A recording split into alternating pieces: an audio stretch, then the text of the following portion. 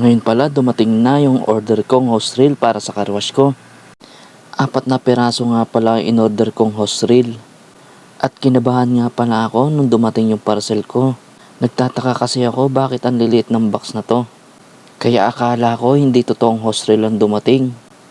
Kaya dali-dali kong binuksan yung box. Kaya pala maliit ang box, binubuo pala ito. Kaya napaisip tuloy ako baka mahirap buuin.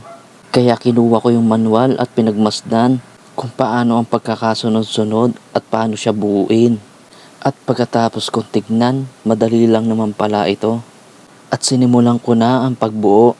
At kung makikita nyo dyan, mabagal pa ako dahil nangangapa pa ako kung paano siya buuin. At sinimulan ko na rin ikabit yung kabilang gilid.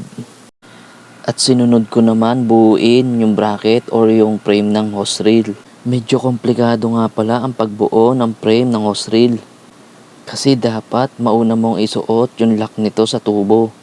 At kapag hindi mo na isuot na maayos yung lock niya, hindi mo siya mahihigpitan.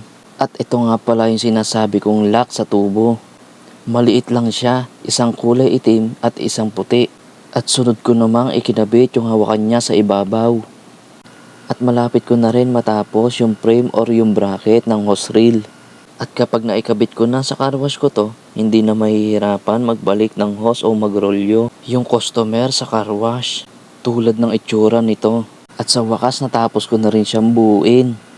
At ito nga pala ang pinaka-itsura niya.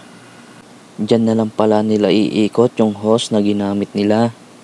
At may 3 piraso pa pala akong bubuuin. Madali na lang ito dahil alam ko na ang pagkakasunod-sunod. At ito na nga pala, sa sobrang bilis ko, nabuo ko na silang lahat. Abangan nyo nga pala yung susunod na video ko pag naikabit ko na sa car wash ko to. At salamat nga pala kung nakarating ka hanggang dito sa video ko. Hanggang sa muli, paalam!